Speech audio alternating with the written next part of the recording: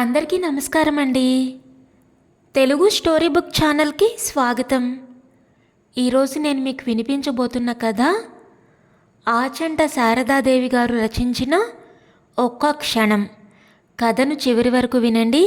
మీకు నచ్చినట్లయితే ఒక్క లైక్ చేయండి.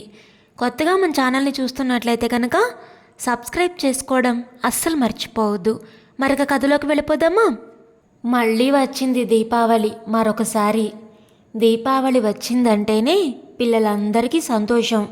కొత్త బట్టలు, స్వీట్సు, టపాకాయలు, అన్నింటికన్నా ముఖ్యంగా ఆదివారం కూడా కలిసి వస్తే 3 రోజులు సెలవులు. వీరికి ఆడుకోవడానికి పెద్దవాళ్లకు సంతోషంగా ఉంటుంది. 3 రోజులు పండగ సంబరం, తీరికలేని పని. మామూలు వాతావరణంలో నుంచి కాసేపు మార్పు, ఆనందం. ఖర్చులదేముంది, ఎప్పుడూ ఉన్నదే కదా, ఎలాగో జరిగిపోతూ ఉంటుంది. పండగలు వస్తూ పోతూ ఉన్నట్లే ఖర్చులు వస్తూ పోతూ ఉంటాయి. సౌభాగ్యమ్మ, శంకర్రావు ఇద్దరూ సంతోషంగానే ఉన్నారు పండగ వస్తోందని. విశేషం, ఈసారి వారి 3 అమ్మాయిలు పండగకొస్తున్నామని రాశారు. వీరు ప్రత్యేకంగా రమ్మని రాయకపోయినా పోయిన సంవత్సరం ఎవరూ రాలేదు. అందరూ ఏవో పనులున్నాయని అభ్యంతరాలు చెప్పి దాటేశారు.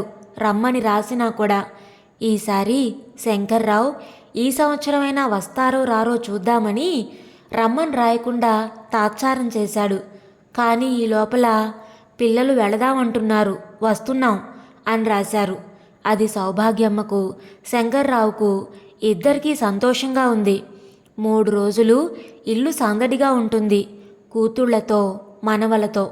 కాస్త ఒంటరితనానికి చీకు చింత లేకుండా ఒకే రకంగా రోజులు గడుస్తూ వాడుకబడిన జీవితానికి కాస్త విరామం. శంకర్రావు బ్యాంకులో ఉద్యోగం చేసి ప్రస్తుతం రిటైర్ అయి హాయిగా ఇంట్లో కాలక్షేపం చేస్తున్నాడు. ఆర్థికంగా ఏమీ లోట్లేదు, బాధలు లేవు. ఉద్యోగం చేస్తూ ఉన్నప్పుడే ఎప్పుడో రిటైర్ కాక తప్పదని, అప్పుడు కూడా జీవితంలో ఏ లోపము లేకుండా ఇప్పటిలాగే జరగాలని ఆలోచిస్తూ డబ్బు ఆదా చేస్తూనే ఉన్నాడు. అందుచేత ఖర్చుల లోపం లేకుండా డబ్బు అందుబాటులోనే ఉంటుంది. రిటైర్ అయిన తర్వాత మళ్ళీ ఏదైనా ఉద్యోగం చేసుకుందామని ఎప్పుడూ ఆలోచించలేదు. ఆ ప్రయత్నమూ చేయలేదు. చేసిన నాళ్ళు చేశాం, చాలు. ఇప్పుడింక తీరిగ్గా సుఖంగా ఉందాం అనుకున్నాడు. మనసుకి, శరీరానికి రెండింటికి శ్రమ లేకుండా, ఒడిదుడుకులు లేకుండా ప్రశాంతంగా జీవితం గడుపుకుంటున్నాడు. పొద్దున్నే లేచి వాకింగ్కి బయలుదేరి 1 గంట సేపు త్రోవలో తెలిసిన వాళ్ళందరినీ పలకరిస్తూ, కబుర్లు చెబుతూ, కొత్తగా కడుతున్న ఇళ్లను, మనుషులను చూస్తూ కాలక్షేపం చేసుకొస్తాడు. ఆ తర్వాత స్నానం చేసి కాసేపు పూజ చేసుకొని పేపర్లు పట్టుకు కూర్చుంటే టైం అలా గడిచిపోతూ ఉంటుంది. 10 గంటల ప్రాంతంలో సౌభాగ్యమ్మ భోజనానికి పిలుస్తుంది.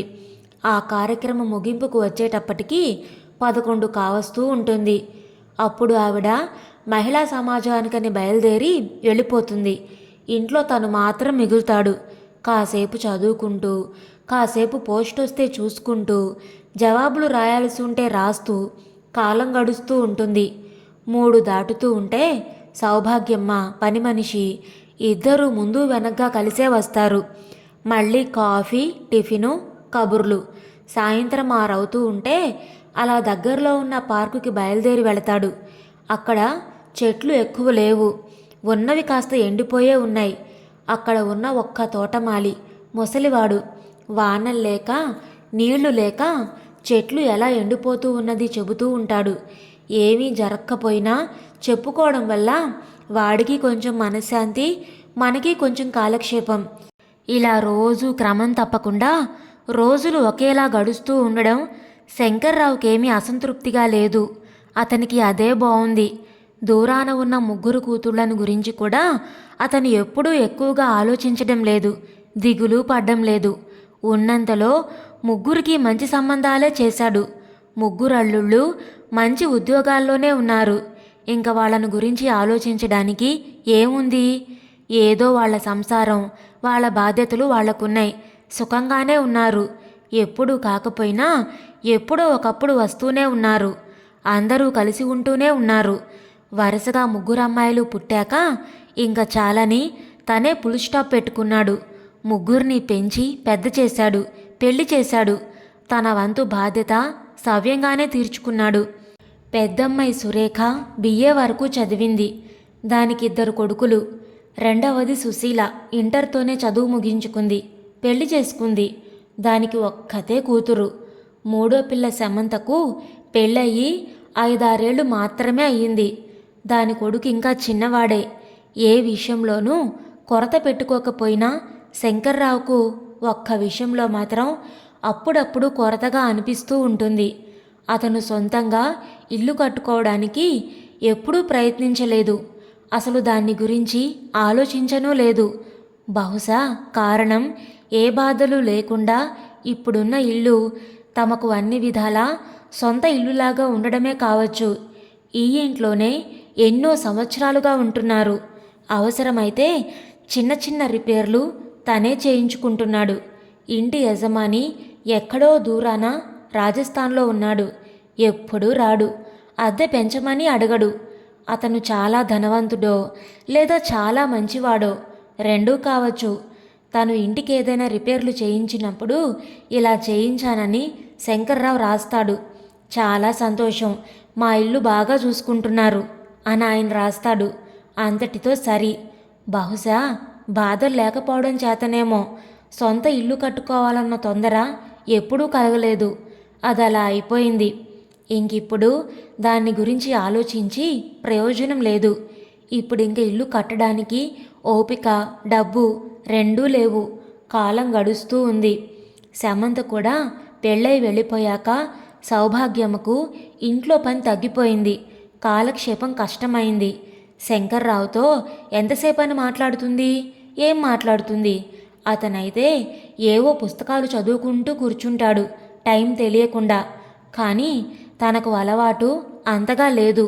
ఇరుగు పొరుగుతో కూడా మితంగా తప్ప అతిగా మాట్లాడడం ఎప్పుడూ లేదు. అయినా సరిగ్గా సమయానికి మహిళా సమాజం ప్రెసిడెంట్ రంగనాయకమ్మ తనను వెతుక్కుంటూ వచ్చి పిలిచింది. ఖాళీగానే ఉన్నట్టున్నారు కదా, రోజు వచ్చి మా సమాజంలో నేర్చుకోవడానికి వచ్చే అమ్మాయిలకు కుట్టు పనులు, ఎంబ్రాయిడరీలు, అల్లికలు, ఇంకా ఉసిరిగాయలు, అప్పడాలు, వడియాలు పెట్టడము, ఇలా స్వయం ఉపాధికి ఉపయోగించే పనులన్నీ నేర్పవచ్చును కదా. అన్నీ మీకు బాగా తెలిసినవే కదా. ఊరికే కాదులేండి, మేము ఏదో కొంత నెల నెలా పారితోషికంగా ఇస్తూనే ఉంటాం. ఏమంటారు? సౌభాగ్యమ్మకు ఇది బాగానే ఉన్నట్లు తోచింది. ఇవన్నీ తనకు తెలియని పనులేమీ కాదు. ఇది వరకు మహిళా సమాజంలో ఎగ్జిబిషన్లు పెట్టినప్పుడు తను కూడా తను తయారు చేసిన ఎంబ్రాయిడరీలు, ఉసిరిగాయలు, వడియాలు అన్నీ ఎగ్జిబిషన్లో పెట్టింది. అప్పుడు అవి అందరూ చాలా బాగున్నాయని కొనుక్కున్నారు. ఆ జ్ఞాపకంతోనే రంగనాయకమ్మ ఇల్లు వెతుక్కుంటూ వచ్చింది. సమాజం కూడా ఇంటికి దగ్గరగానే ఉంది. వెళ్ళడం రావడం కష్టమేమీ లేదు. తనకు కొంత కాలక్షేపం, కొంత సమాజ సేవ, కొంత పారితోషికం అన్నీ ఏర్పడతాయి. బాగానే ఉంటుంది. సౌభాగ్యమ్మ వెంటనే ఒప్పుకుంది. శంకర్రావు అభ్యంతరం చెప్పలేదు. అలా సమంత పెళ్ళైన తర్వాత సౌభాగ్యమ్మ సమాజంలో ఒక భాగంగా మారిపోయింది. రోజు మధ్యాహ్నం వెళ్ళడం రావడం మామూలైంది. ఆవిడకిప్పుడు ఎంతోమంది పరిచయం అవుతున్నారు. పని బాగానే ఉంటుంది. అప్పుడప్పుడు ఎగ్జిబిషన్లు పెట్టినప్పుడు పని ఎక్కువగా ఉన్నా అన్నీ ఎంతో బాగా చేయాలని ఎంతో ఉత్సాహంగానూ ఉంటుంది. రోజులు గడుస్తున్నాయి. పండగ ఇంకా వారం రోజులు ఉండగానే శంకర్రావు, సౌభాగ్యమ్మ బజారుకి వెళ్ళి అందరికీ బట్టలు కొని తెచ్చారు. అల్లుళ్ళు వస్తారో రారో సరిగా తెలియదు. అయినా బట్టలు మాత్రం కొన్నారు. శంకర్రావు ఆలస్యమైతే ధరలు పెరుగుతాయని టపాకాయలు తగుమాత్రంగా కొన్నాడు. దంపతులిద్దరూ పండక్కి కొంచెం ముందుగానే అన్నీ సిద్ధం చేసి ఉంచుకున్నారు. అప్పుడు తొందరపడకుండా.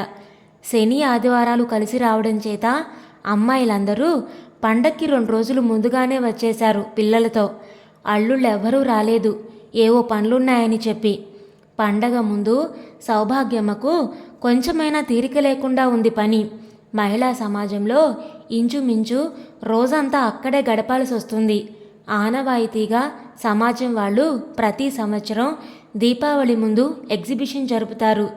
ఎక్కువగా అన్నీ తయారు చేసి ఈసారి పండగకు స్వీట్స్ కూడా తయారు చేసి అమ్మితే బాగుంటుందని అవి చేశారు. ఈ పనులతో అక్కడ ఎగ్జిబిషన్ చూసుకోవడంతో సౌభాగ్యమ్మకు కూతుళ్ళు వచ్చినా ఇంట్లో ఉండడానికే వీలు పడలేదు. అయినా వాళ్ళేమీ బాధపడలేదు. తల్లికి శ్రమ లేకుండా పనులు వాళ్లే చేసుకున్నారు. పండక్కి కావలసిన పిండి వంటలు కూడా తయారు చేశారు. పండక్కి ముందు రోజే ఇల్లు కడిగి ముగ్గులు పెట్టారు, తోరణాలు కట్టుకున్నారు. సౌభాగ్యమ్మ తన ఇంట్లోనే తను అతిథిగా మారిపోయింది.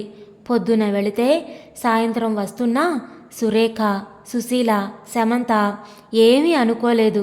తల్లిని సంతోషంగా ఉంచడమే తమ ఏకైక ధ్యేయం అన్నట్లు మసులుకున్నారు. పండక్కి ముందు రోజు ఎగ్జిబిషన్ ముగించేశారు.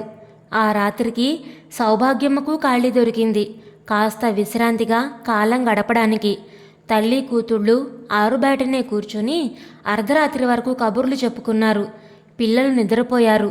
శంకర్రావు అపురూపంగా అర్ధరాత్రి వరకు టీవీలో సినిమా చూశాడు. అది అతనికి దీపావళి స్పెషల్ కాబోలు. మొత్తానికి ఆ రాత్రి అందరి మనసులు ప్రశాంతంగా సంతోషంగా ఉన్నాయి. ఎవరికీ నిద్ర మీద ధ్యాస లేదు. మర్నాడు ఉదయం వంట అంతా సౌభాగ్యమే చేసింది. తొందరగానే పూర్తి చేసింది. అందరికీ కొత్త బట్టలు ఇచ్చింది. అల్లుళ్ళ బట్టలు కూడా వాళ్ల చేతికే ఇచ్చింది. అందరూ కట్టుకున్నారు. మధ్యాహ్నం 12 గంటలకు భోజనాలు పూర్తయ్యాక అందరూ హాయిగా హాల్లో కూర్చున్నారు. కాలక్షేపానికి శంకర్రావు తీరిగ్గా పడక కుర్చీలో కూర్చున్నాడు. ఆ వేళ పేపర్లతో పాటు వచ్చిన దీపావళి స్పెషల్స్ అన్నీ తిరగేస్తూ, అలవాటు లేకపోయినా సౌభాగ్యమ్మ తక్కిన ముగ్గురు తమలపాకులు వేసుకోవడానికి ప్రయత్నిస్తున్నారు. పండగ కదా అని పిల్లలు వాకిట్లో చేరి వాళ్ళ గొడవలో వాళ్ళున్నారు. హఠాత్తుగా సుశీల అన్నది, అమ్మా, ఈ సంవత్సరం నీ ఇన్సూరెన్స్ డబ్బు వస్తుంది కదమ్మా, నీ మనవరాలికి ఒక నెక్లెస్ చేయించి పెట్టు, అది చాలా రోజులుగా అడుగుతోంది అని. ఎక్కడ ఆలస్యం అయిపోతుందోనని పెద్ద కూతురు సురేఖ అందుకుంది. అవునమ్మా, నా కొడుక్కి ఇప్పుడు మోపెడు కావాలిట, అది కూడా నువ్వే కొనిపెట్టాలి అంది నవ్వుతూ.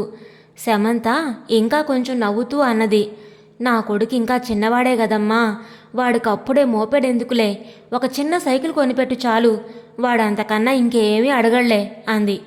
సంతోషంగా ఉన్న వాతావరణం ఒక్క క్షణం అంతు తెలియని నిశ్శబ్దంగా మారిపోయింది. ఎప్పుడో 25 ఏళ్ల క్రిందట శంకర్రావు సౌభాగ్యమ్మ పేరుతో 50,000కు ఇన్సూరెన్స్ చేశాడు. అది ఈ సంవత్సరం మెచ్యూర్ అయ్యి డబ్బు రావాలి. శంకర్రావు చాలా రోజులుగా దాన్ని గురించి ఆలోచిస్తున్నాడు.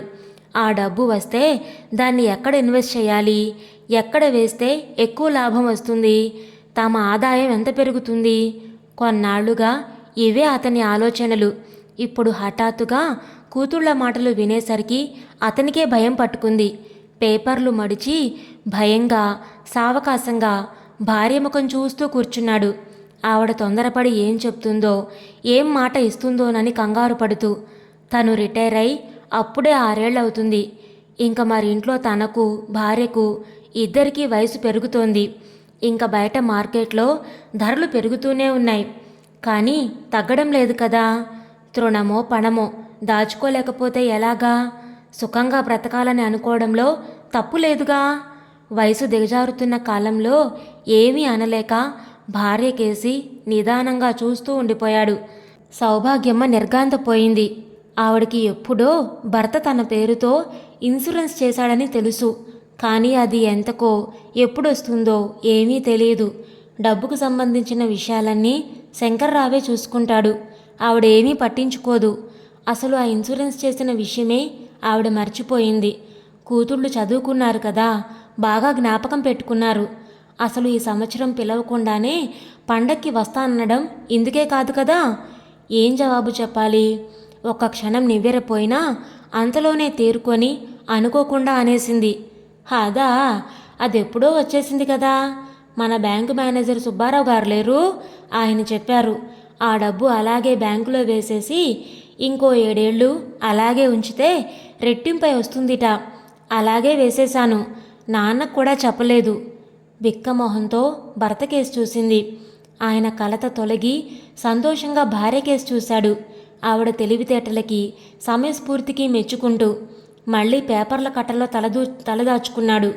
అసలు విషయం, ఆ డబ్బు ఇంకా రానేలేదు. బ్యాంకు మేనేజర్ సుబ్బారావు ట్రాన్స్ఫర్ అయ్యి ఈ ఊరు నుంచి వెళ్ళిపోయి అప్పుడే 4 నెలలయింది. అయినా అంత అబద్ధం అనుకోకుండా ఎలా చెప్పిందో, ఎందుకు చెప్పిందో ఆవిడకి తెలీదు.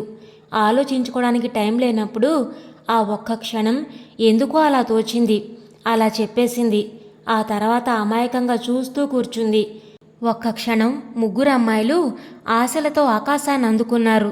మరుక్షణం మామూలుగా అయిపోయారు.